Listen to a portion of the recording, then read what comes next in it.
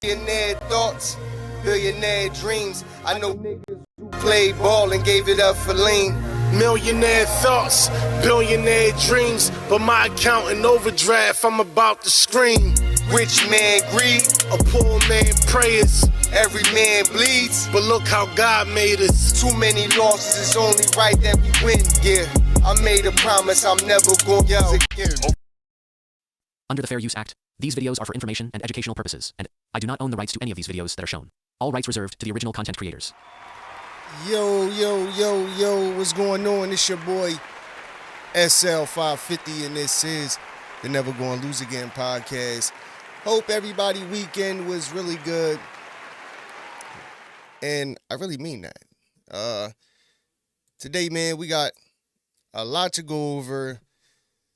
So before we start, though, I want to say I got a new mic, and I'm using a different process rather than my other mic. I'm gonna do a little upgrade. So bear with me if levels aren't perfect. This is the first stream with me getting this new mic, and I gotta rearrange things, but I ain't really have the time to do it. So I will get to it before my next one to make sure everything is aligned perfectly. So I said, let me just go live, then see how everything turns out as far as volumes and everything is concerned, and then we'll go from there. But, man, look, we got a lot to go over. Before we start, man, make sure you like, share, comment. Also, subscribe to the channel. Also, hit that notification bell so you get notified every time your boy go live. So today we're going to go over a few things with some interesting stuff concerning AOC, but we're going to start the show with going over what's been going on, like in Australia, over at Brown University. Some crazy stuff going on. We're going to talk about it. Also, we're going to tap in with RJ Talks. He was going over, we're going to react to him going over the numbers that Democrats been putting out, but specifically in D.C., the numbers that they've been putting out might not be the numbers that's true when referred to crime. So they've been putting out these numbers talking about crime, saying crime is down, it's down 30%, it's down 50%, and come to find out they've been rigging the numbers, which I'm not even surprised about, to be honest with you, bro. Because these people, like, everything that's just coming out is just like, you got the elections, you know, they're rigged, Trump, all of these things that Trump been saying, bro. You can say what you want, but this guy has been spot on with so many different things, and it's so hard for me to, like, go against it. You know what I mean? Even though I disagree with some of the things Trump is doing, but overall, he's doing a great job, and he's trying to drop the crime. And instead of these Democrats doing what I think they should be doing, which is teaming up with this man so they can, you know, better their cities, better the community. But I'm going to keep saying it. They do not care about you or me. They have an agenda, and they're going to do any and everything to push this agenda across, and Trump is going against it. We'll get into that too with the new channel I've been tapping in with called Promethean Updates. Hope I'm saying that right. But we're going to tap in with her, older lady, really, really good journalist. Been doing this since like the 70s, dog. But we're going to tap in. There's some interesting things going on, and we're going to talk about it today. Then we're going to end the show tapping in with my Eagles. Just dominated the Raiders. We'll talk about that soon. So before we start, let's get into it.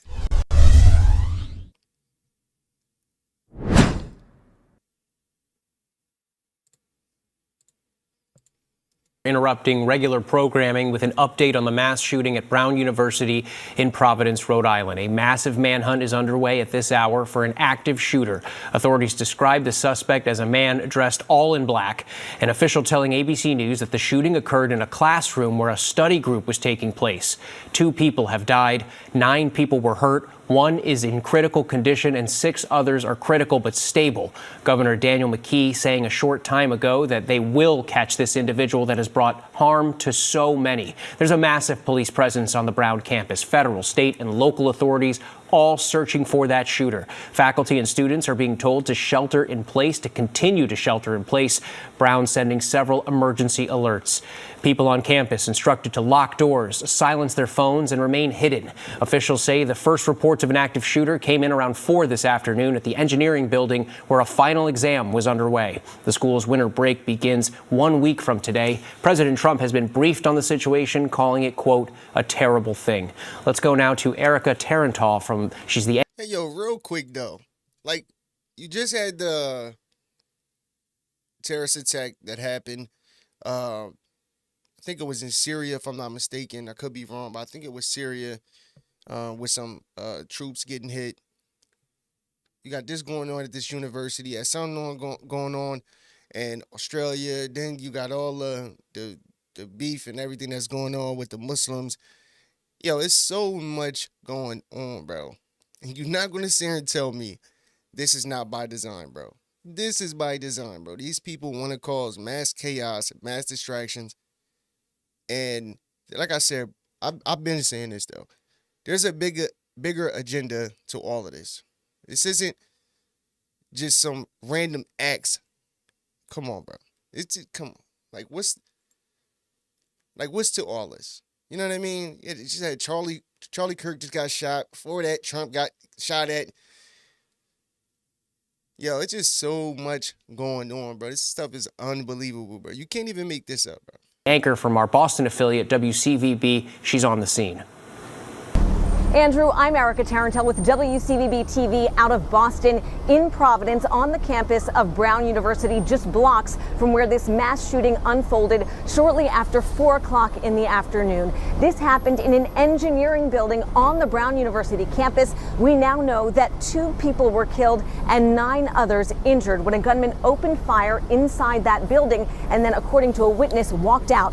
The only description we have of that suspect is that it is a man who was wearing all black, and there is now an all-out manhunt for that suspect throughout the city of Providence. Here by campus, by the heart of the city, we're seeing... So don't mind me. I'm just getting tapped into some of these stories. I've been hanging with the family. I try to do my best to hang with the family on the weekends, and I haven't been really tapped in too much on a lot of these stories. So, damn, that's crazy. So this guy hasn't even been caught. So he was able to do this and get away. Like, bro, this stuff is crazy, bro. Only in America, man. God damn. Buses as they're picking up students who have been sheltering in place for more than 5 hours now, finally being reunited with their families as tactical crews are staged just outside of campus, waiting for word of any sighting of the suspect. Residents, businesses, they've been asked to look for all surveillance as they try to find where this gunman may have gone after leaving the building where this all unfolded. It is terrifying here in the city. Outside of campus, as you drive in, you can see that people have their lights off, their doors locked, as this shelter in place is still very much in effect. Andrew, back to you. Yeah, because this guy got away. Now they're on super alert because this might happen again. This guy obviously is crazy to be doing this, to be doing stuff like this, bro. You got some screws loose, bro. Just killing random people. Yeah, I don't know, bro. This stuff is, I'm telling you, bro, it's some wicked shit going on, bro, right now. All right, Erica, thank you. Just moments ago, authorities released the video of the individual they believe is the suspect. Take a look right there, dressed all in black, walking away. This is the only video so far that authorities have released to the public that they say is the suspect there. He was caught on camera walking on Hope Street and taking a right turn on Waterman Street. Meanwhile, students on campus watching in horror as events played out. One telling the Associated Press that he sat in his dorm shaking as he watched officers in tactical gear surround the building. He said he feared for a friend who was inside the engineering building where the shooting took place. Brown University just moments ago sending a letter to the community calling this a deeply tragic day and urging all students and faculty to be in touch with their families to let them know that they're safe. Got the alerts, and then I and others just immediately rushed to the staff to say, where are we sheltering? And they told us where to go, and that is where we went. And then the staff members, went through the building to make sure that people got out of the pool, People got out of the locker room. They got out of all the other spaces so that we could be in the most secure. And again, just moments ago, police releasing this video they say is the suspect. They say this individual they believe was captured on camera walking on Hope Street and taking a right on Waterman Street. If you have any information or recognize this individual, you are urged to call authorities immediately. Yo, do you just see the uptick in a lot of this stuff that's going on, bro? Like, you know, things like this have happened, obviously, before, unfortunately. But you just see, like, a rise in this stuff right now. Like, you just see just random acts of people getting killed. Like, wow, that's crazy. And I think, they ain't even, they said 2 people got killed, but I haven't even seen, maybe I could look it up, who it actually was. But, damn. We're going to get into another story. Matter of fact, you know what, let's just get into that right now, matter of fact. Let's just get into this right now, because she kind of goes over a little bit of what's going on. It's all correlates with what's going on in Australia too. But let's tap in with this. In Australia, I believe the hand of recent terror attacks and infighting among MAGA influencers are not unrelated. They're part of a coordinated psychological warfare operation by British intelligence to divide Trump's base and make his America First agenda impossible to implement. So hold on. So to give you some, like, so I've been tapping in with her, right? And she be kind of going in on, like, her whole view on everything is, like, international. It's not just domestic here in America. She talks about topics, but she's talking about, like, there's a bigger agenda, and she's making a claim that Trump is going against that agenda that they have. You know what I mean? Not like the New World Order, whatever the case may be, you know, where it's gonna be one bank or whatever. She's saying that they're trying to pass this agenda, and Trump is basically going against this agenda. And who she's saying it is the British Empire. Just to give you some feedback on what she is kind of referring to. It's their response to the Revolutionary National Security Strategy President Trump announced on December 5th. That document tells Europe to re-adopt its Western civilizational identity or face, quote, erasure. Our nation's economy, our hemisphere, and potential trade and economic alliances in Asia and with Russia are priorities in that order. And we will not go to war unless our own interests are directly threatened. You see their response in the events of this past weekend. ¿Qué está pasando? ¿Dónde? Alicia, escucha, Alicia, porque la cosa ahora. Algo está pasando, pero no sé qué.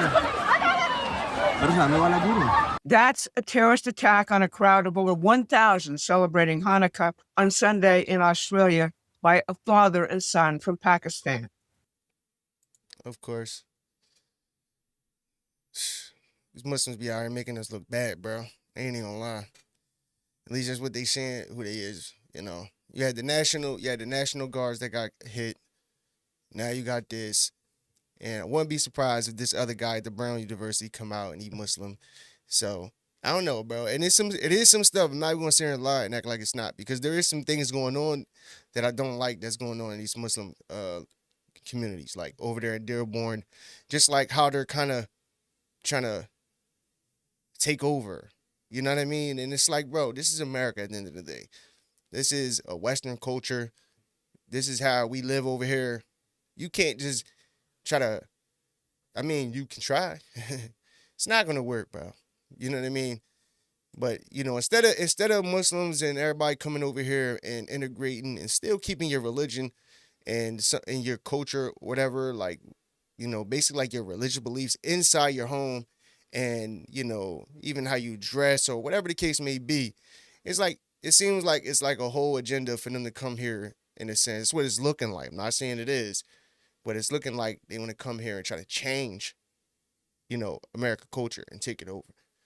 It's like, I don't know. This extreme shit be out of control, I'll tell you that much.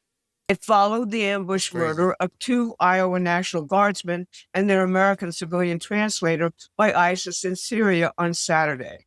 Because of time differences, both events emerged here on Saturday morning and Saturday evening. The media would have you believe these three events, the new national security strategy and the murder of 15 Jewish worshipers on Hanukkah and the wounding of dozens more, and the ambush of our soldiers by ISIS in Syria are discrete and unrelated events. That's just not true. That's what I said. This is what I said, is that this is not unrelated, and no, this is strategic. Now, I was just having this conversation the other day with my boy, and, you know, he's saying not like a Trump hater or whatever. And I'm like, dog, it's not that I love Trump and or whatever. No, I'm just saying that when it comes down to presidents, you know, past up to Trump right now, it seems like from what I see, Trump is the only one that's really trying to fight for America. Do things that's American first. Not claiming that he's perfect. I'm just saying, if you see what's going on and you've been following it, you see that there's a whole agenda to, like, basically, you know, ruin America. You know what I mean? Like, these people can tell you all day, you know, we love America, we're patriots, and we're doing everything, you know, to help the American citizens, but really they're not. Even when you talk about all the free stuff, you know what I mean? It's not helping people. How is them making you dependent on the government when we don't need more government? We need less government. I don't want more government in my life taking more money from me and all of that, because that's what people don't understand. The more power that you give to the government, the less power you get as a citizen, bro. And that's just a fact, hardcore fact. And who is the one that's promoting, you know, more government? Democrats. It's just what it is. You see that's why I said, if you see everything that's going on, it's like a strategic move to control Americans in every aspect. You know what I mean? And man, it's getting crazy. This stuff is strategic, though. This is by design for sure. I'm Barbara Boyd, and I've studied the British Empire's role in provoking religious warfare for strategic purposes ever since the Ayatollah Khomeini's installation in Iran in 1979. She said provoking religious war. Today, I'm going to show you three things. First, how the British Empire has historically used religious war to undermine and attack its enemies. Second, a little noticed feature of Trump's new national security document. It's a return to the principles of the Peace of Westphalia that ended religious wars in Europe and outlawed forever wars. And finally, how religious warfare is being deployed right now against President Trump and the MAGA coalition. But before we get started, please like and share this video. It increases our reach on YouTube. So she's been doing this for a minute. She's been into this, and it's more deeper than like kind of like how a lot of us be covering stuff on these YouTube channels, where it's like more of what's going on in America right now and whatnot. She's kind of giving you the outlook of that mixed with, you know, this whole British Empire, you know, this whole thing that's going on outside of America that's trying to control America. And that's why I stumbled upon her channel, and I really like it. In Australia, I believe the hand of God intervened to prevent an even more hideous massacre and even more political repercussions. A Muslim fruit stand owner, Ahmed El Ahmad, ran to one of the two terrorist shooters and disarmed him. I seen this. Oh! Say, give me that shit, boy. I would have blew him right there. I would have blew him right there. I can't think of a better way to show that radical or political Islam has nothing to do with the Islamic religion. The Muslim. Thank you. Thank you. And I so respect that she said that. I so respect that. See, I love that right there. Because you have a lot of people that I fuck with, like Officer Tatum, Valuetainment, and stuff, who are trying to put this stigma on Islam. And no, bro, you have radical Islamic people who are radicalized, period, who use the name of Allah, who use the Quran and scripture or whatever the case may be to do things that they do. And that goes for Christians, that goes for Jews, that goes for anybody who use who are extremists, and that's so true. And that's what I be trying to say, man. Brotherhood, for example, I like has this been a shit. tool of the British intelligence services since it was founded in 1928. It was deployed to destabilize or destroy secular Arab governments in the Middle East and to destabilize the Soviet Union, which had a substantial Muslim population. It was the mercenary force which fought the Soviets on behalf of the United States and the British in Afghanistan. Its history involves such things as an alliance with the Nazis during World War II, and then becoming a weapon of choice for permanent counter-gang conflicts in the Middle East between Israel and the Arab states. It was deployed, for example, to destabilize and assassinate Egyptian President Gamal Nasser on behalf of British intelligence. Nasser had nationalized the Suez Canal and began the rapid industrial development of Egypt, both dire threats to British interests in the Middle East. It was deployed by Barack Obama in 2011 to oust Egypt's Hosni Mubarak in the so-called Arab Spring. Our government, through Zbigniew Brzezinski, Samuel Huntington, Bernard Lewis, and their clash of civilizations war against the Soviets in Afghanistan, joined the British in funding and growing this terrorist movement. Hear what she just said? and I believe what she's saying, bro, because even when you heard stuff like Benjamin Netanyahu and Israel funding Hamas, right? It's like they're funding this war against themselves, and it's like, why would you do that? Unless it's a bigger agenda to it, like, they want to. It's more to it than just that. You know what I mean? But when you hear that they're actually giving these very people that they're claiming as their enemies money to help fund a war against themselves, that sounds crazy. And basically, she's saying that this British Empire has been funding these specific groups to do certain things, because like I said, this stuff is bigger than what we think. The support and harboring of these terrorists in London in the last part of the 20th century became so notorious that French intelligence called London Londistan. Similarly, revisionist Zionism or Jewish supremacism, like that practiced by the fanatics surrounding Benjamin Netanyahu, has very little to do with Jewish religious tradition. Ariel Sharon and Benjamin Netanyahu, after him, allowed the funding of the Brotherhood, which is Hamas, because it undercut the secular Palestinian Authority and enforced a primitive economy on the Palestinians. This is the British playbook. Create religious extremism on both sides, fund both sides, and watch them destroy each other while the empire profits. People tell us all the time about how we put events into their appropriate historical context. That's something new. It's not done very much at all these days by anybody else. You can get much of this history and perspective by subscribing to our free newsletter. The link is in the description. Trump's return to Westphalia, the solution they fear most.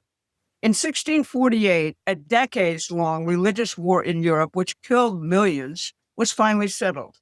The war had proved intractable because each side believed that they were commanded by their religion to continue it. The Treaty of Westphalia settled that war.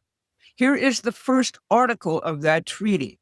A Christian, general, and permanent peace, and true and honest friendship must rule between the Holy Imperial Majesty and the Holy All-Christian Majesty, as well as between all and every ally and follower of the mentioned Imperial Majesty, the House of Austria, and successors. And I emphasize this. And this peace must be so honest and seriously guarded and nourished that each part furthers the advantage, honor, and benefit of the other. A faithful neighborhood should be renewed and flourish for peace and friendship and flourish again. In other words, genuine negotiation and economic developments are the keystones of creating peace. And this is exactly what President Donald Trump is doing. The British Prime Minister, Tony Blair, played a huge role in convincing the United States to launch the disastrous NATO war in the Balkans during the 1990s under President Clinton, and of course, the war in Iraq under George Bush. He campaigned publicly to reject Westphalian principles and substituted the idea of preventive war to protect globalist interests. Here he is in a speech in Sedgefield, England on March 5th, 2004, applying this to the war in Iraq.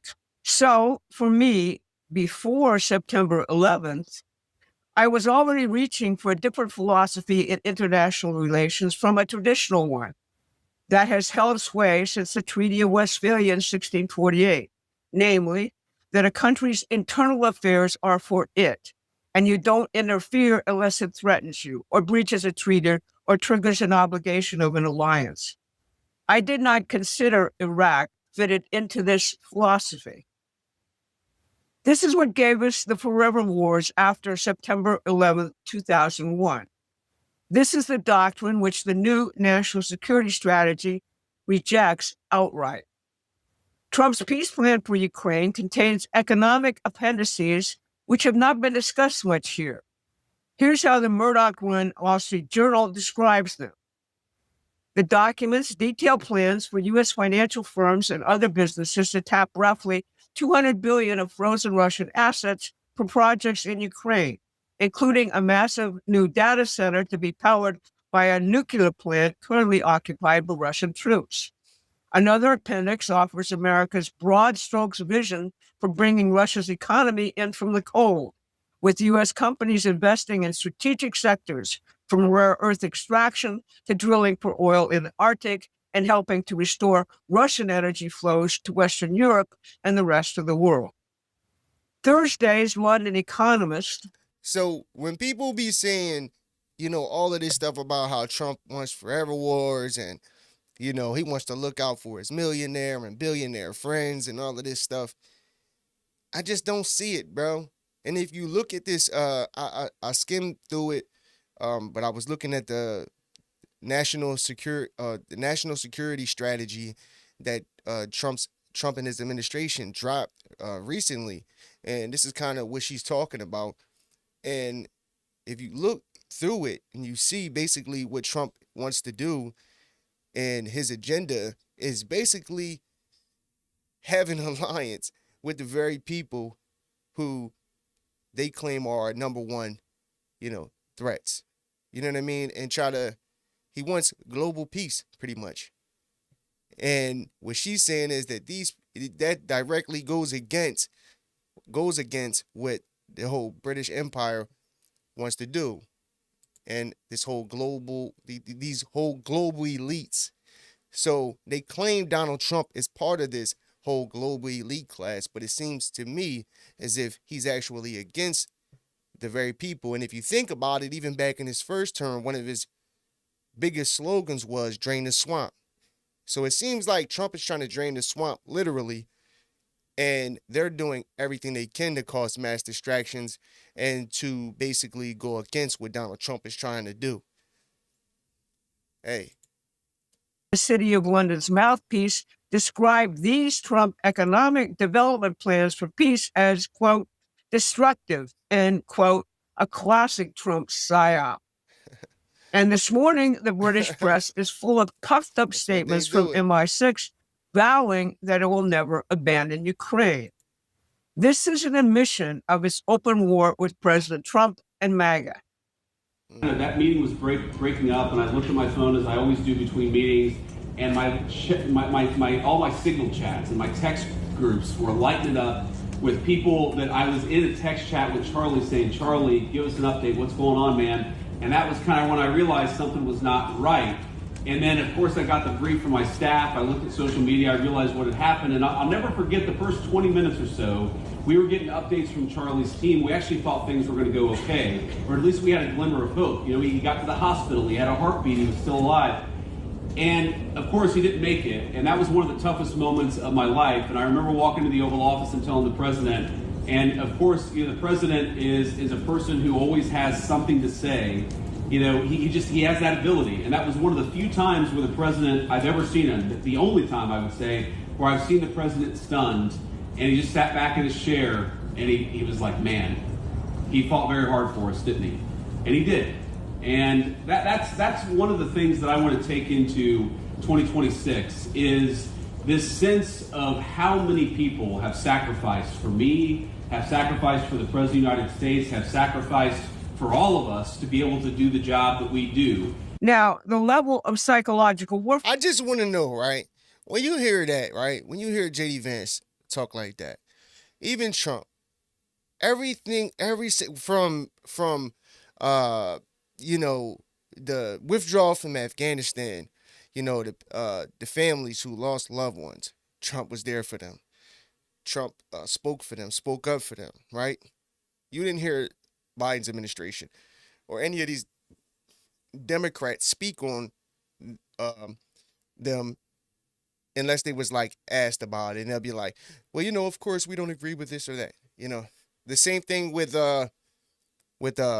Lincoln Riley, and I think that's her name if I'm not mistaken, and it was other ones too who lost their lives to illegal immigrants. While Trump is trying to get people like that out of the country, you got Democrats fighting for these people to keep them in the country. So it for me, when I look at the totality of everything that's going on, right? And I'm talking about since I really started watching Trump's campaign coming up to the election, and even a little before that, right? Just following what's going on in the world. And bro, I just don't see it. Does that sound like a white supremacist? Right? Does that sound like a racist, a person that just wants the worst for Americans? Like, it just doesn't, bro. And even he's speaking on Charlie Kirk, but even when Charlie Kirk died, you know what I mean? You had all of these Democrats. I don't really want to care. I don't really care about. It's not about what regular civilians in them. So you kind of expect stupidity from them, but I'm talking about from actual, politicians who have said things like, "Oh, Charlie Kirk is a racist, a white supremacist," and it's like he deserved what he got, type of thing. You know what I mean? And some of them even said that.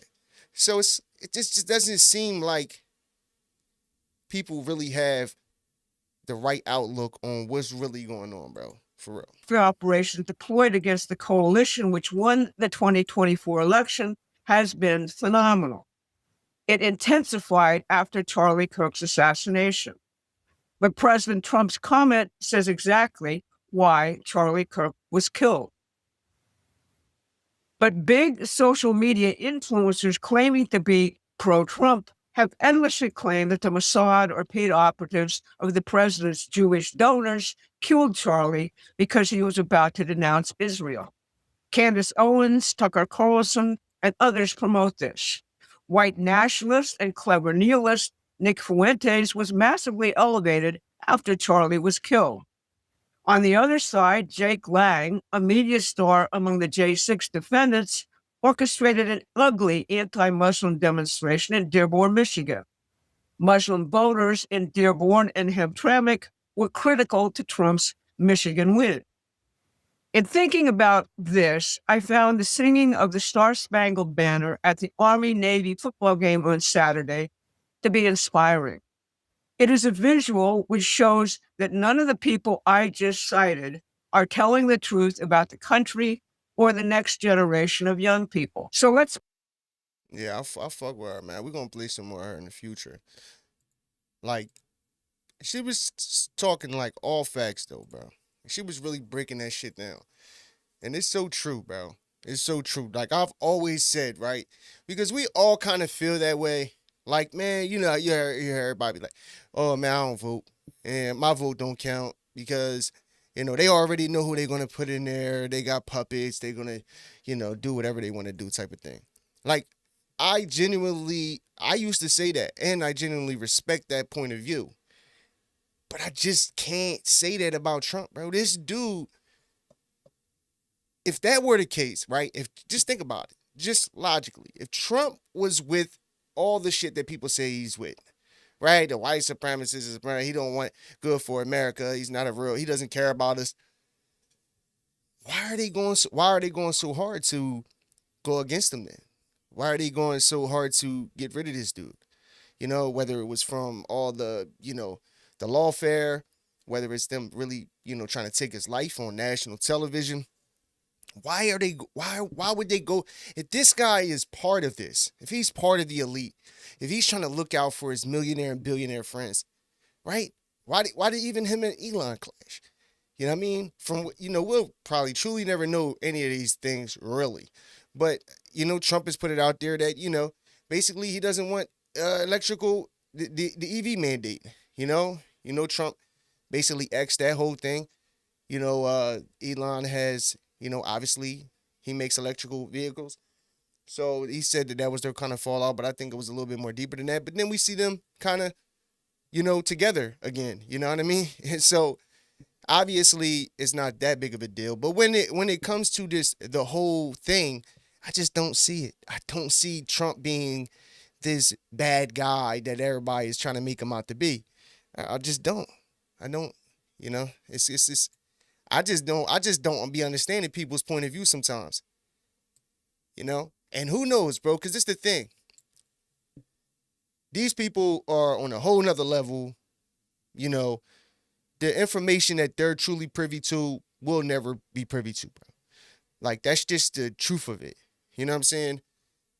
So, who knows what comes of all this, but from what it looks like, it seems like Trump is going to keep pushing forward to lower prices, to make things affordable, to make America great again. And the Democrats are going to continue to go against them and do everything in their power to stop them from doing that. And that's why I can't fuck with them. Like, I just can't. Because everything you see is like all fraud, corruption. Now you see the stuff coming out with the rigged elections. So they're willing to cheat in the elections, right? To get back in power. And remember, they said when Trump was talking about killing the filibuster, right? They said that they were going to do it. But I think it was either 2 Republicans or 2 Democrats who stopped it from happening. So it goes to show you that they really were doing everything they could to basically keep power. And it just didn't work out that way. So, I guess that's just how God works. But let's get into this next story about these whole crime statistics being rigged also, man. December 15th, and we have a big show today, a jaw-dropping report confirming who's responsible for cooking the books in D.C., the fake crime stats. The culprit has been caught. Also, the DOJ announcing they've thwarted a left-wing terror plot to blow up multiple targets in New York and L.A. for alleged... So hold on real quick. And you see this going on, right? And you see this is, even though anybody losing their life, right? Anybody losing their life is a big deal. But you kind of see these like small things happening. And this is why I've been saying that I just see something coming, bro. I hope it doesn't. I hope I'm wrong. But to see how desperate these people are and seeing the things that they're doing, I'm just like, something don't sit right. And then knowing millions of illegal immigrants came in the country, and we're not just talking about Venezuelans and, no, we're talking about people from all around the globe. Trump said it months ago. Like, I'm talking about like when he first got in, that I think it was over 125 countries, just different people, all types of different cultures, not just Muslims, but you just got so many people that came into this country. So the national security risk is so high right now that these things that are happening, bro, this could just keep happening, bro. It could just keep happening because we don't know. We don't know. With these people, it's just like it's like, we don't know if it's a certain day, if it's a certain hour, anything, when anything could just happen just like that. And another mass shooting, a bomb, whatever, bro. So I know that basically the job that got put on Trump, him coming in, is insane. When you really think about it, bro, it's actually insane. Left-wing terrorists identified, arrested, and charged, and who they're connected to, what their group is connected to, what it's all about. and more stories as well from around the country. Led House Oversight Committee now releasing a report accusing the outgoing D.C. police chief of manipulating data to artificially lower crime statistics. Bill Malusian looking at the numbers. He's live on the Hill with this. Bill, what you find out? Bill, good morning to you. Those House Oversight Committee Republicans say the bottom line of what their investigation found is that the outgoing D.C. police chief was essentially cooking the books on crime data and trying to make the city seem a whole lot safer than it really was. Now, those House Republicans say what their investigation consisted of was interviewing all 7 commanders of D.C. Metro Police's patrol districts, including a former commander who is currently suspended for allegedly tampering with crime stats in his own district. And these are some of the conclusions they've made in their report. They allege that D.C. Metro Police Chief Pamela Smith pressured commanders to report lower crime stats by any means necessary.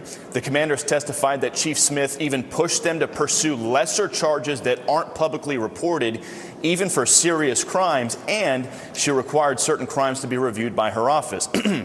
Now, the report also says police commanders testified that Chief Smith punished them and retaliated against them if they tried to report accurate rising crime data, even berating them in meetings and individually to pressure them into reporting those lower crime figures. President Trump continuing his efforts to clean up our nation's capital, one of the most dangerous cities in the country. In 2023, during the Biden administration, robberies were up 67% in D.C. Homicides were up 35%, violent crime up 39%, vehicle thefts up 82%. It was bad, scary even, to live and work in D.C., in the city. Everyone there was pleading for something to be done. Well, they did something all right. 1 year later, in 2024, during the last year of the Biden administration, suddenly something happened. The official crime stats began plummeting, yet the complaints didn't stop. In fact, they got worse. It's still just as bad, if not worse. Please do something about this. So this is kind of like also what happened with the jobs report too, under Joe Biden. Post-COVID, a lot of people was getting laid off and whatnot. And when they were getting them jobs back, they were counting them as new jobs. And this makes sense though, bro, because I mean, you could say whatever you want, right? But the facts of the matter is that, we see what's going on across the world, bro. And now with social media, unfortunately, people are getting a little bit more stupider because they're filming these things too. I mean, it's not like, you can sit there and say with technology now, obviously you're going to be able to see more of what's going on. But to sit there and say that crime is down in some of these cities that they're saying crime is down in, like Chicago, it's crazy, bro. People on the ground there. People know what's going on, bro. It's crazy how these people, they just lie, bro. They don't care, because they just want to look good. That's all. They want to look good enough to get elected. And that's it. That's all they care about. They want to stay in power, raise your taxes, and that's all you see what's going on. And I keep saying, who is the only person that's going against all of this? Who is the only person that's exposing all of this? Donald Trump. You can hate him all you want, but he's exposing all this, and you can't even say he's being biased, right? Even with recently when they was talking about the welfare fraud, right? And they was saying how they asked basically all the states to give us their reports or whatever so they can audit them. And I think it was like 13 or something. All the blue states basically said, nah, we're good. And the red states complied. I think even some blue states did too. And even looking into the red states, they seen fraud in them too. So they're exposing Republican states also. It's the fraud. The fraud was everywhere. It was all across the whole country. But you can't say he's being biased with nothing. Like he's just coming at Democrats and Democrat states alone. But who is the one that's protecting all of these illegal immigrants and the fraud and everything that's going on? Democrats in these Democrat states. So this stuff is getting out of control, I'll tell you that much. That's what people on the ground, residents, people who worked in the city kept saying. Members of the Biden administration, though, they would routinely come out and cite the amazingly safe crime stats for 2024. Look how much better it's gotten. Look at the job we're doing. Look at the good job we're doing. But the simple facts and the simple reality are right here staring us in the face, including the fact that I can safely walk my dog to the Capitol today in a way that you couldn't do when we all got here. Meanwhile, on the ground, on the streets, it was as bad as ever. Even active congressmen, senators, dignitaries would get mugged on the regular, carjacked crazy. On the regular. Adam Schiff got carjacked. All of Yo, just think about that. He said Adam Schiff got carjacked. So niggas ran up on Adam Schiff and took his car. Yo, bro. It turns out was a fraud, a statistic. That's crazy though. To go carjack a politician that's some bullshit right there. Fraud. When Trump arrived, the same people who were begging for help for years finally were listened to. The president deployed the National Guard to D.C. to help deter violent crime, and it worked. It got better, much better. But as we all know, he took a lot of flack from Democrats, from the media for doing that. They would continually claim crime is down, violent crime's under control in D.C. Look at the numbers. What is he doing? What kind of authority? What kind of right does he have to send in the National Guard when D.C.'s under control? It's safe. Something anyone who's been to the city knew was false. The mayor last year saying this to anyone concerned about their safety in the District of Columbia. Watch what she said. My daughter's there, and I'm a nervous person already. So she's in her 20s. I already worry. She worries. She's scared. She doesn't feel safe. She had a place broken into, and someone got shot on her block. And she wanted me to just ask you, what's the answer? Do you have a plan? Is it broken windows that you got to do more of that, or is it more funding for police? What's the plan? Should she feel safe in D.C., Mayor Bowser? Absolutely, and this is what you should know. I just got an update from my deputy mayor, and crime is down in all categories in Washington, D.C., especially those categories that so troubled us last year with robbery and carjacking, down more than 30%. So we've done the things that we know will reset our public safety ecosystems. That was the message, the mayor, the media. This is all they got. All they got is lies, bro. This stuff is crazy. And you know, another thing is I was actually, and it works. This stuff works. And I'm going to tell you why. Because I recently had small debates, nothing crazy, but let's just say conversations, right? With people who ain't necessarily fond of Donald Trump, right? Like, at all. And the thing is this, though. I was actually talking to my boy who's a little more centered, right? He's not really like, he like me. I don't really fuck with politics. I don't fuck with the government. I think, for me, it's needed to a degree, but the government is entirely too large, bro. It's out of control, and it's hurting Americans, period. I think the government is hurting Americans more than, well, that's part of it. So, yeah, the government, policies, all that stuff, it's hurting Americans more than anything. But we was having a conversation, and I'm just like, bro, why do you dislike Donald Trump? Because he's like, yo, bro, not everybody going to be a fan of Trump like you. I'm like, dog, I was just like you, though. And it's not that I'm a fan of Trump. It's just to say that I think that he's got a bad rap. Like, everybody is saying all of these things about him, and most of it isn't true. You know what I mean? So I'm like, yo, just tell me like one thing that you disagree with that Trump did or anything. And he brung up, oh, well, if my daughter was part of the Epstein victims, then I would. And like, I'm like, bro, nothing has came out really besides, all speculation, but nothing has came out that's concrete. And I was explaining to him about how like, even the lawyer for the victims even said that Trump helped in the investigation.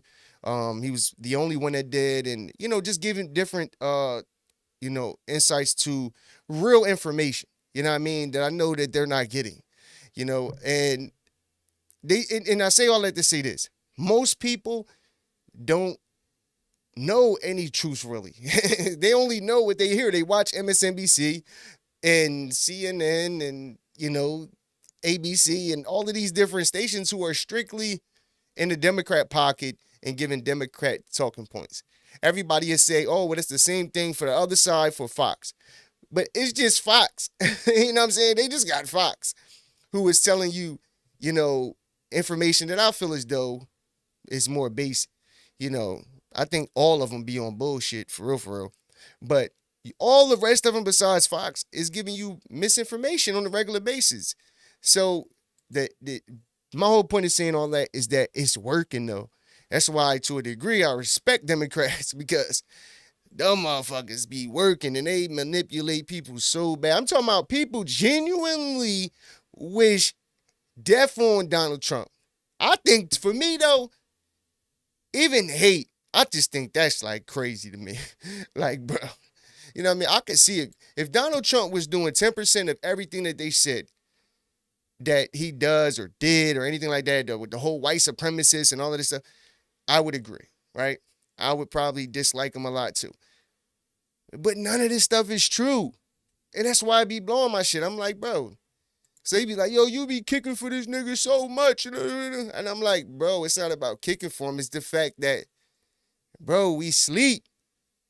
I'm like, but we agree on the government. Like, I don't fuck with the government either. I think it's a fucking one big fucking scam. Yeah, Democrats writ large were telling the public, telling everyone that violent crime here in D.C. is down. Yet independent crime stats showed a different story. There was some type of disconnect. Something was wrong with the data. Normal, everyday citizens, residents of D.C., begged the Trump administration to do something about the violent crime. Something, again, the numbers said wasn't a problem. Well, the Trump administration, they looked into this, and what they found was bonkers, bananas. This was 2 months ago. Listen to what the White House said. And the president spoke about this before. We've uncovered, in the process of uncovering, a massive scandal in Washington, D.C. with the doctoring of crime stats. And the Department of Justice, under the Attorney General, is leading the effort to uncover this. But when we ultimately share the results, it will stun you. The extent to which, even though D.C. had the worst crime in America, honestly measured, it dramatically understated how bad it was. There's even accusations that murders and homicides were reported as accidents instead of murder. Bro, you can't make this up. Now, mind you, they said this a while ago, because I do remember, he said this, this was from 2 months ago, I think he just said. But I do remember them speaking on this, and they was speaking on this a lot. And Stephen Miller in particular was one of the ones kind of headlining this whole conversation.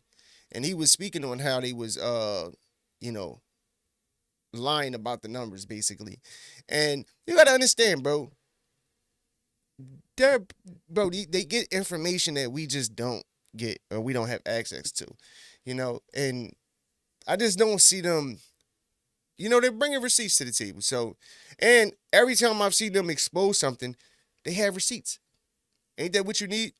I mean, this is how severe the manipulation of the crime data has been in the city, and it will all be uncovered and it will all be brought to light. You know, I've had a chance to spend some time, as is everyone here, with the police officers in the city.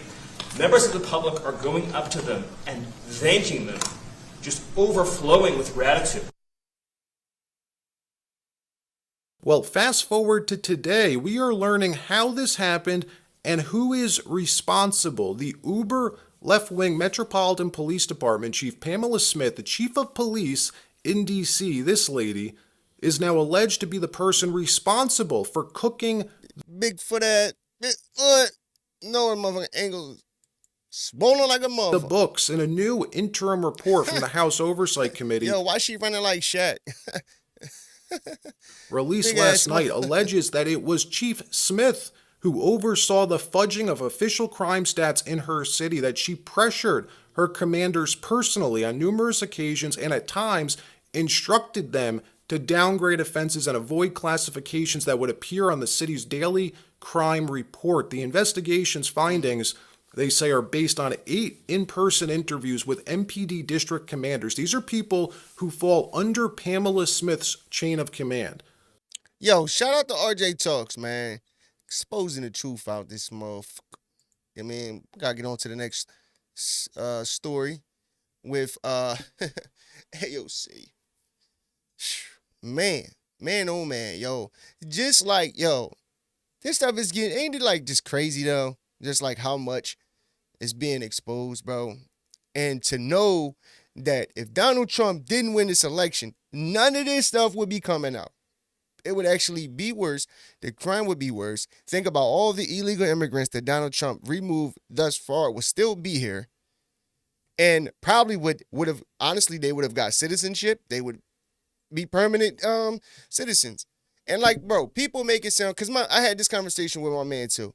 And he was kind of saying like, you know, he got this whole mindset of like, yo, we all can be here. And who was, because matter of fact, he was arguing with me about, you know, the whole removal. He said Donald Trump was locking up black people and deporting them. He said, bro, I saw it. I'm like, bro, show me the video right now of Donald Trump locking up African Americans, not Nigerians that ain't supposed to be here. You know, not anybody from no other country. I'm talking about African Americans from anywhere, Chicago, Detroit, New Jersey, wherever. Show me that video where they locking them up and they deported them. Because yes, have ICE stop people, lock them up, and release them once they found out that they were actually citizens. Yes, is things like that unfortunate? Yes, but bro, when you have a national security risk of 20 million plus people possibly in the country illegally, I mean, goddamn, bro.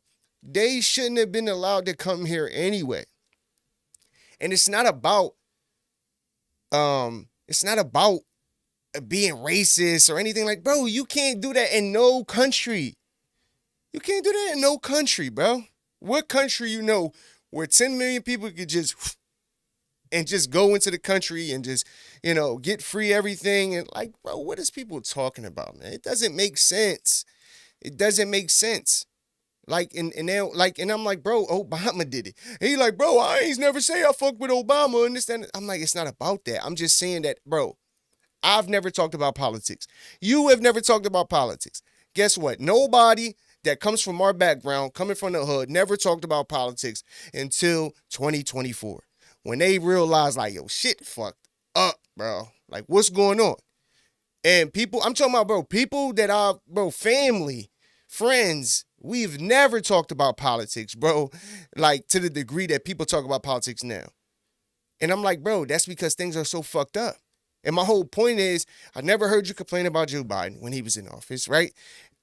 Definitely nobody. And the economy wasn't that bad when Obama left. You know what I'm saying? Like, but when we talk about immigration, though, Obama deported hella people. And this is something that he didn't know, but instead of him being like, oh, for real, okay. Because it's not about, you know, oh, is it wrong to deport people or not deport? My whole thing is, bro, Obama did the same thing at a higher rate, a higher level, and Joe Biden, because Joe Biden was the vice president, and nobody bitched and complained about it. Now Trump is doing it. Now he's racist. He's a white supremacist and all of this stuff. Come on, bro. That's what I'm talking about. I'm just saying, like, bro, I just want to see it through. Like, bro, I voted for him. You know, I like the shit he's talking about. He's actually standing on it. He's actually doing what he said he's going to do. And I want to see it through to 2028 to see the outcome. I think it's going to be good, but I also know that Democrats is going to be standing in his way and all types of stuff. But, yo, this stuff is wicked, bro. It's so wicked. But anyway, let's get into this next story with Brian Maxwell on AOC. If you're dumb enough to give to Alexandria Ocasio-Cortez's campaign, which she'll never lose in that part of New York State, I don't really feel that bad for you. Well, y'all, the ringleader now has been exposed and called out. I'm not sure if you saw it already, but news report through FEC filing show that AOC, Alexandria Ocasio-Cortez, is outspending taxpayer money on the most outrageous, outlandish crap you've ever heard of. Now, I want you to take a minute and pay attention. This is AOC. This is what she's been saying to us. In this video, I'm going to show you not only the clip I'm about to show you, but wait till you see the news report on what she spent the money on during her trip recently to Puerto Rico. It will blow your mind while she's out here trying. Hey, yo, another thing too, real quick. You know what I think? And I don't know if it will happen or if it did happen or not. Maybe I'll look into it more. But I think that if it, like, Trump should be because I don't know who exposed this story of her, right? But I've heard them talking about different people. But Trump also, if it is the case that Republicans also, right, are doing fraudulent things and doing things like he's about to talk about, and stealing taxpayer money or whatnot, he needs to expose that too. I mean, because it needs to be I think that'd be, if I'm just saying, if that's the case. Maybe that's not the case, I don't know, but if it is the case, he needs to expose that too. I know he probably doesn't want the Republican Party to look bad, but it's not about the Republican Party or the Democratic Party. It needs to expose all of this shit on both sides, and so that way the American people know that, oh shit, he's not just going after Democrats and this ain't just a revenge tour like they claiming, right? I think that he needs to do that if that's the case, is what I'm saying though. Because I hear a lot of content creators like RJ Talks and even Devory Darkins, who I fuck with too, who he's not just like all like he supports Trump like I do, but he's not like all, if Trump does something he disagree with, he gonna speak on it. So, we'll see what comes of that. But I think that'd be something, if that's the case, that'd be something good for Trump to do. So let the American people know, no, this ain't no revenge tour. This is to expose everybody. Doesn't matter the party. Trying to scold everybody and talk down to people and spew crap like this, what you about to see in this clip. Now check this out of what AOC had to say to the people, especially about those that are wealthy. Check this out.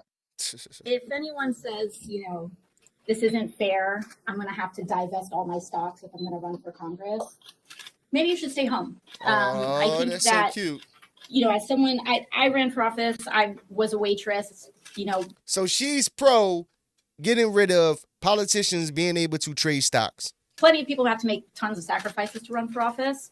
But I think that really the idea that this is some undue burden is outrageous. And the fact of the matter is, respectfully, and I know I may offend some of my colleagues here, but millionaires are very overrepresented in Congress. And no offense. I wish I were more offended. Little too many here. And with respect to the proportion of the American people, if we want a Congress that reflects the actual country that we seek to represent and fight for, we need to have working class people who live here. And I actually believe who work. So she's exposing, hold on, bro, because she's even exposing the fact that millionaires, which is these politicians, because they are overrepresent the government pretty much, right? Saying that there's too many millionaires, that we need to relate more to the people, and more people like, I guess she's saying her needs to represent the people, right? So she's saying the quiet part out loud, that these people are taking advantage of being in government, trading in stocks and whatnot, specifically talking about that. So it's funny how they say, Trump wants to look out for his millionaire and billionaire friends when they're yet millionaires. And they try to change that language too, because they used to say it's millionaire friends, and then they changed it to his billionaire friends, because all of them are millionaires and stealing your taxpayer money doing so. That's the crazy part here. And I feel that actually banning the trade of individual stock can help even the playing field, and perhaps open the door to other provisions that can make this an easier place for working class people to get elected to. So as you heard her say, there's way too many millionaires, got to get back to the working class people, the way things are supposed to be. Now, this is the same woman who wore so good a tax the rich dress, $35,000. I want to say, and don't quote me on this, hold me on. I want to say it was like a Vera Wang dress, 35 grand. She got in trouble for that. You know why? Because she kept the dress. Wasn't supposed to. It was a donation. You're not supposed to keep it because that's like somebody potentially giving you a bribe. But she allegedly kept the dress, the tax the rich dress. Now, here's another update. Yeah, these little uppity rich events and shit. That's why it'd be hilarious, bro, when these people be talking all of this. They care about the people shit, bro. Cause they living so lavish, bro. All of them got, I'm talking about $1 million homes. I'm talking about huge homes, vehicles, like everything, bro. And these people make good money. If you make good money, I mean, and I think you should make good money in some of these positions. But bro, making $175,000 is a lot of money to an average American, dog. It's a lot of money. Everybody would love to make $175,000. And can you even believe that these people also wanted a raise? And that was the whole spiel on what was that? Was that the continuing resolution bill the end of last year? I think it was. And they tried to throw that in there. Oh, want a 30% raise or some shit. Like, bro, these people are already making buku money to do a bunch of nothing, most of them. And then on top of that, they're robbing us with all of these, tax with, individual states and whatnot. And bro, look how look, she's at this lavish event, and this goes for all of them Republicans too, bro. It's no way that these people, for one, this is why I say you got to take money out of politics. Meaning nobody can donate, millions of dollars or whatever to your campaign and shit like that. Because that's basically a bribe, bro. You're basically being bought. These people are being bought to be put in these positions on behalf of these globalist elites, interests. That's just a fact. And this goes for all of them. Republican, if they got to take that out, insider trading, it should be specifically, this is your job, this is your duty. You make XYZ amount of dollars. No, you can't get, campaign dollars from billionaires and shit like that. And no, you can't trade and whatnot. Because if you take the money out of it, then it really will make it to where people are actually serving the people. You know what I'm saying? Because think about that. If somebody donates and gives me, $100 million, you think they just giving you think they giving these people tens of millions of dollars to just be like, you stand for a good cause. Let me donate these tens of millions of dollars to you. Fuck no, dog. They voting for these people, including Donald Trump too. They voting because they got interests within the government. They need laws passed. They need regulations lifted, whatever the case may be. Bro, they got to take the money out, but they won't. From Laura Loomer, who the left would like people to believe is this far right-wing extremist. No, she's just a conservative journalist that calls it like it is. But while we got AOC talking about the working class and always talking about taxing the rich and how people need to pay their fair share, check out what was going on with AOC and Bernie during their, ironically, Stop the Oligarchy tour. Check this out. Then I'm going to lead into what you came for. Check this out. Exclusive. AOC and Bernie Sanders have spent nearly $250,000 on private jets during their Fighting Oligarchy tour, despite touting Green New Deal policies. You can scroll down and we're going to take a look at these FEC reports. Recent Federal Election Commission filings reveal significant expenditures by Representative AOC and Senator Bernie Sanders for their joint Fighting Oligarchy tour, which began on February 21st, 2025.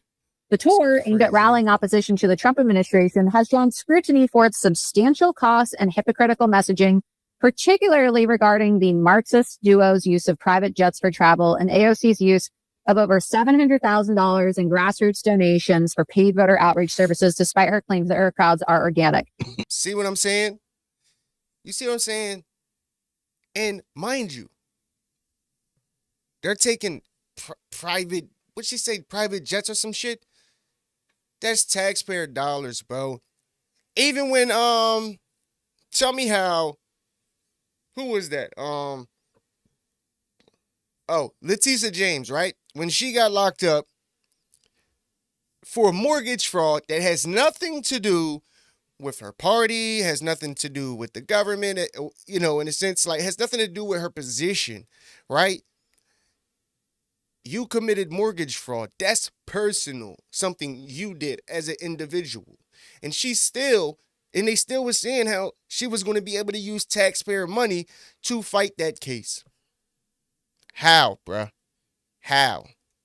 Bro, you can't make this stuff. It's so much, bro. It's so much stuff that these people have done over these decades, bro. This is not like a 4-year thing. I'm not going to sit here and be like, oh, under Joe Biden, all of these things miraculously happened. No, this is stuff that's been going on for decades, bro. They're putting stuff, passing legislation and policies to be able to do these things legally. Legally. You know what I mean? Like, bro, come on, bro. I think if we're paying, I think that taxpayers, since we're the reason why the government is even existing, we should have a part into voting on issues, especially big ones like wars and whatnot. Like, we should have a say. Should be a poll put up, whether we agree with shit, man. Because this stuff is crazy, especially given paying for, certain things. Like, bro, why are you taking first class trips and private this and, all these rich accommodations and shit on the taxpayer dime? So you see that AOC and Bernie Sanders are, going around. She just took a shot at Donald Trump last night. If you look at her Twitter account, she said, oh, you can tell he's nervous, right? Trying to make a reference to President Trump attacking him, making it sound like, it's getting in his head that AOC and Bernie Sanders are having these rallies across the country, comparing crowd sizes. So it says Trump begins his 100-day rally speech in Michigan by saying Bernie Sanders is drawing crowds too, but ours are bigger. So as you saw again, her and Bernie Sanders drop $250,000 on private jets. Then she takes $700,000 to use it private jets to pay people for crowds. That's crazy. One thing I've been telling folks this whole time, don't believe that those Bernie Sanders and AOC crowds are organic. Nothing you see the Democrat parties do, be, or have is authentic. And I'm sure that you know that. You know that. Now, right here, this is AOC's campaign. And that's what they're good at. They're good at the perception to make it look like they have this big following and this big backing and everybody is on board to their mission and their agenda and what they want to do, when really it's not the case. People are there because they got paid a few bucks to be there, and that's why I say, bro, they play on these things. They prey on you being fucked up and needing the government, bro. That's why we the people need to step up and really take charge of what the fuck is going on in America, bro. Because without us, nothing moves. Nothing. Without working people like you and me, nothing moves, bro. Nothing. Campaign finance sheet. So AOC has been using federal taxpayer funds for personal expenses, including $850 for dance lessons, $3,700 for training from Juan D. Gonzalez, whatever that means, and $3,884 for food at a Mexican restaurant. Damn, who the fuck she feeding? $3,500 for some Mexican food? And then she gonna buy dance lessons, bro. All on your dime, bro. At least she purchased Grammarly back in September. That was money well spent. So this right here breaks down that's her crazy. campaign spending. Now, here's the key, though, of what they do, what she's doing to skirt being busted for it being something that you're not supposed to use campaign funds for. As you can see, and I'm not sure how visible it is, but I'll use this. It'll say City P card, all hands in motion. City P card, airtable.com. City P card. So she's using her Citibank card to pay for things that do not give a description on what it actually is, what the purpose of you paying that with this card for. So she just turns it in, as far as for spending and reimbursement, but it never tells what the use was actually for. So basically, they can buy whatever they want and basically say it is whatever they want it to say, So this is a bunch of this stuff going on. And just think, bro, and this is the thing that I say about all of these different issues, right? When you talk about the immigration, when you talk about the fraud going on with welfare and social services, and when these are specific situations. It's going on everywhere. It's going on everywhere, bro. Like, that's the part that's more insane, is that this isn't just a one-off situation. A lot of these politicians on both sides are doing these things. From the local level to the federal level, they are doing these things. And that's the part that's insane, bro. So you just say office supplies or Trans Latin. What's another one it's used for? Software, less than $500. For what? You got all of these different softwares. Who's she buying it for? So I just wanted to show you how to escape this thing by using credit cards, because it doesn't show a full description. Now, check out this report that just came out. Let me see, did that come out today or yesterday? If you enjoyed this video, do me a solid, hit that thumbs up, because I will never ask you for a cash app, a super chat, or a donation. You hitting that like button, it helps the channel so much. It helps get the video out there. And if you aren't subscribed to the channel, subscribe. And once you do, make sure that you hit the notifications and select all. That way, YouTube will make sure you get notified when I upload new videos. Yesterday, about her being busted and exposed. And disclaimer, you will be blown back by what she used this money for. $50,000 on one trip to Puerto Rico. And when you hear the breakdown, and this is from people that gave $1, $5, $10. She has a lot of small money donors and big money donors. Remember, she's a right hand. She's extremely close with the Soroses. So that's why she pushes back on people investing in stocks, because she got all types of support and money's coming from other places, allegedly the Soros family. But check this out. Borelli. Tom, good afternoon. Good afternoon. Great to be with you guys. You know, I was thinking about this. Bad Bunny is someone who is probably best known as performing at the upcoming Super Bowl, where the New England Patriots will easily win whoever or whoever. Did he date one of the NFC Jenners? puts up. I honestly, I don't know enough. I just watched him. God, he was in a movie, Bullet Train. But you know, my friend Ainsley sent me this report, and I couldn't help but feel, Tom, that if you're dumb enough to give to Alexandria Ocasio-Cortez's campaign, which she'll never lose in that part of New York State, I don't really feel that bad for you if she's then taking your money and turning it around and going to see a fun concert in Puerto Rico performed by Bad Bunny. No, I agree with you, Matt. Absolutely. Look, if you're going to give money to Ocasio-Cortez and be duped when she says she wants to essentially spread the wealth, and she's spreading the wealth campaign money to herself, I'm not shocked. It reminds me of that line from Casablanca. I'm shocked. You know, someone who promotes socialism isn't lining their pockets with good times in Puerto Rico. And her press statement I found interesting that Sarah mentioned, something that she goes to Puerto Rico to support good causes. To good causes herself and her own entertainment. Yeah. That's the real laugh. Yeah, absolutely. I mean, this is really right out of the socialist playbook. But you know what, Dr. Tom, I mean, can you, though, legally use campaign funds for things like going to a Bad Bunny concert or getting gourmet meals? I mean, legally, can she do this? Yeah, absolutely. Legally. Sarah mentioned it in her report, and other people on Newsmax today, legal experts, have said the same thing. It's for campaign purposes. I guess that's not defined. Going to a Bad Bunny concert, which is bad in my view anyway, it is part of her right to do that. And as you mentioned appropriately, Matt, look, she's running in Queens and part of the Bronx, and there's no way she's going to lose, because those people, small dollar donors, majority of her campaign, they don't know because they watched the wrong channels. They don't have a clue. And what I find most ironic is that most recently she's been criticizing President Trump's economic policies on affordability. So again, raging hypocrisy. The woman is a complete fraud. You know, she says she's from the Bronx. Yeah, she was a bartender in the Bronx, but she was actually raised in Upper Westchester County in a somewhat affluent suburb. So the whole thing, she's a fraud from A to Z. But if you don't know about it, keep giving her money. Yeah. Yo, shout out to Brian Maxwell, always bringing the latest and the greatest. Let's get into, yo, that's crazy.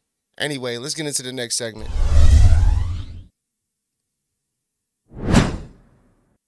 So, my Philadelphia Eagles dominated